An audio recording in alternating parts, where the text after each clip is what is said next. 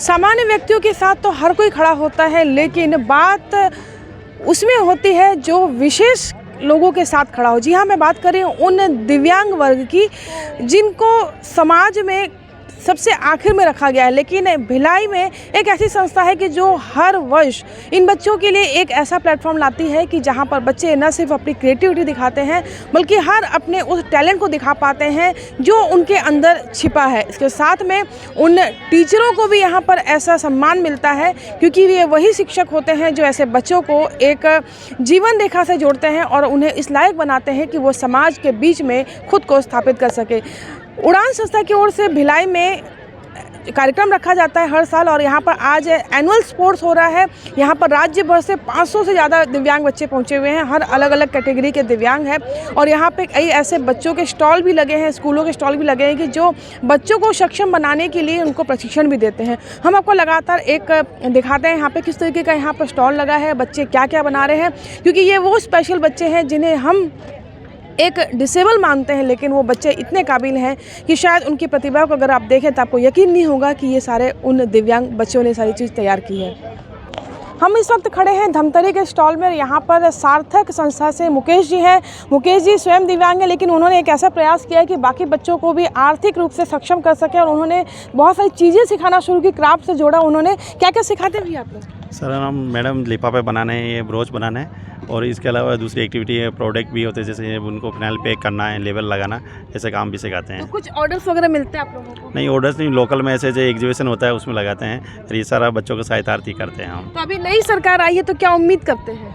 उम्मीद करते हैं कि देखते हैं हमारे लिए बच्चों के लिए और कुछ अच्छा प्लान हो उसके लिए। बता दूं कि यहाँ पे खूबसूरत लिफाफे जो बनाए गए हैं, देखिए कितने सुंदर छोटे छोटे पतंगों के शेप में हैं, अलग अलग तरीके के लिफाफे जो आप बधाई संदेश के रूप में यूज़ कर सकते हैं। और इस तरीके के जो क्रिएटिव है, नॉर्मल लिफाफे की बजाय क्रिएटिव जो है चीज़ें यहाँ पर दिख रही है। अगर आप धमतरी में अगर जाते हैं तो सार्थक संस्था में ज़रूर विजिट कीजिएगा, क्योंकि यहाँ पर आप ये सारी चीज़ों को आप ले सकते हैं, अवेलेबल है। क्योंकि कई ऐसे हमारे घर में कार्यक्रम होते हैं तो हम थोक पे भी ले सकते हैं यहाँ पे, ताकि हम साल भर उसका यूज़ कर सकें। ये स्टॉल है रायपुर का आकांक्षा संस्था है और यहाँ के बच्चों ने काफ़ी खूबसूरत क्राफ्ट बनाए हैं। आप घरों की सजावट में यूज़ कर सकते हैं, पूजा में जो कलश होते हैं वो यूज़ कर सकते हैं। इसके अलावा दिए हैं, डेकोरेटिव दिए भी बनाए हैं और संस्था के प्रमुख हमारे साथ जुड़ रहे हैं। किस तरीके से आप लोग बच्चों को प्रशिक्षण देते हैं यहाँ पे? बच्चों को उनके लाइफ में जो इस प्रकार हैंडीक्राफ्ट है तो भी उनको ऐसा कभी लगता नहीं है कि हम हैंडीक्राफ्ट, उनको वो जीवन यापन करने के लिए जो भी उनको सीखना चाहिए वो सारी कलात्मक चीज़ें हम सौंदर्य प्रतियोगिता करवाते हैं, डांस प्रतियोगिता करवाते हैं और टेराकोटा से जैसे बनाई हुई ये सारे इन पे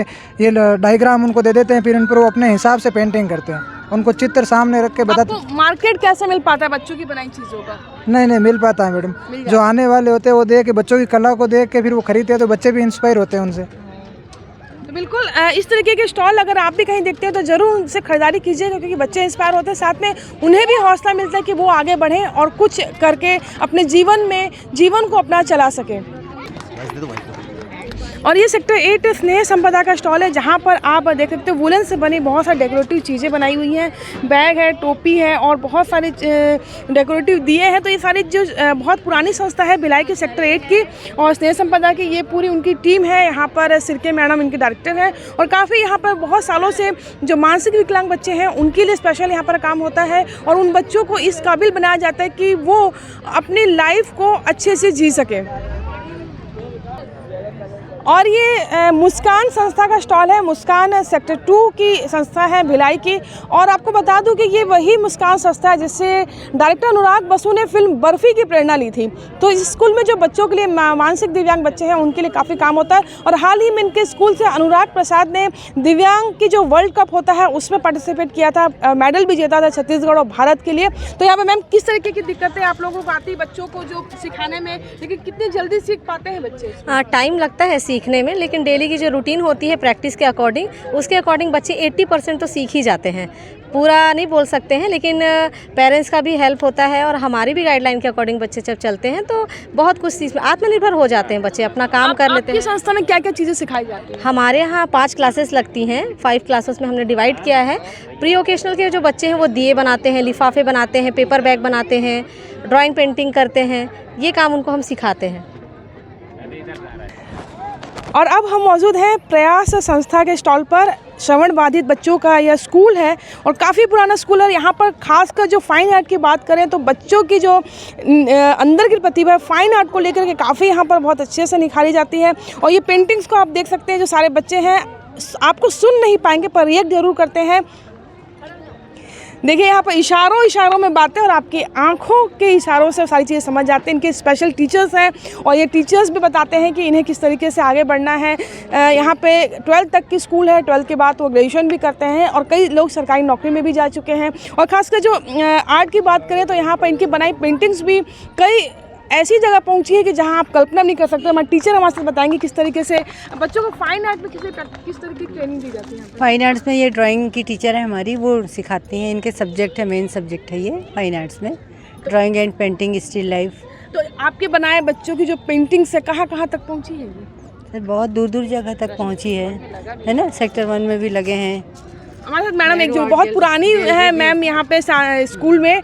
मैम, बच्चों की प्रतिभा है कहाँ तक पहुँची है? ऐसे अभी तो राष्ट्रपति भवन में लगी हुई है एक पेंटिंग बच्चों की, और बाकी और भी जैसे राजभवन है छत्तीसगढ़ में और भोपाल में, हर जगह जैसे जो भी कला केंद्र जो है वहाँ पर हमारे बच्चों की है पेंटिंग। तो कितने ऐसे बच्चे हैं जो राष्ट्रीय स्तर की प्रतियोगिता में या आर्ट वाले में जा चुके हैं अपने यहाँ से? हमारे यहाँ 50 से ऊपर बच्चे चले गए, मैंने शुरू से अभी तक में। और कई ऐसे बच्चे होंगे जिन्होंने इसको एज ए कैरियर भी लिया होगा। हाँ है, बाहर है हम लोग, मैंने छत्तीसगढ़ में ही है, कांकेर और बिलासपुर, रायपुर। तो जिस हिसाब से आपने पेंटिंग देखी, क्योंकि ये ऐसी पेंटिंग है जिसे नॉर्मल बच्चे भी बहुत मुश्किल से बना पाते हैं, पर इन स्पेशल बच्चों के लिए जो मेहनत भी बहुत स्पेशल होती है, टीचर्स का भी इतना ही योगदान होता है जितना बच्चों का और पेरेंट्स का होता है। तो ये श्रवण जो बाधित बच्चों की स्कूल है प्रयास का जो प्रयास है वो काफ़ी यहाँ पर सराहनीय है। दिव्यांग बच्चों की इस एनुअल मीट में फ़िलहाल आज यहाँ पर एनुअल स्पोर्ट्स हो रहा है। इसके अलावा इनकी जो पेंटिंग की प्रतियोगिता यहाँ पर सुबह हुई थी और भी कई ऐसे इवेंट थे जिसमें बच्चों ने हिस्सा लिया है और अपनी प्रतिभा को भी निखारा है। और इसके पहले यहाँ पर कल्चरल इवेंट इनका अलग से हुआ था जिसमें सभी बच्चों को मंच दिया गया था। जो सांस्कृतिक प्रतिभा थी उन्हें मंच दिया गया था और किसी न किसी तरीके से यहाँ पर उन्हें आगे लाने का लगातार जो है प्रयास संस्था कर रही है। और इन प्रयासों के माध्यम से कई बच्चे ऐसे हैं कि जिनके पेरेंट्स अब उन्हें समाज के बीच में ले जाने लगे, क्योंकि अक्सर ऐसा होता है कि जो मानसिक विकलांग बच्चे होते हैं पेरेंट्स खुद ही उन्हें छुपाते हैं, परिवार से बाहर निकालते नहीं हैं। लेकिन अब उन पेरेंट्स में भी जागरूकता आई है कि बच्चे जैसे भी हैं उनके अपने हैं और उन बच्चों को अगर अच्छे से ट्रेनिंग दी जाए और सिखाया जाए तो वो भी समाज में अपनी अलग पहचान बना सकते हैं। कोमल धनेसर, IBC 24 भिलाई।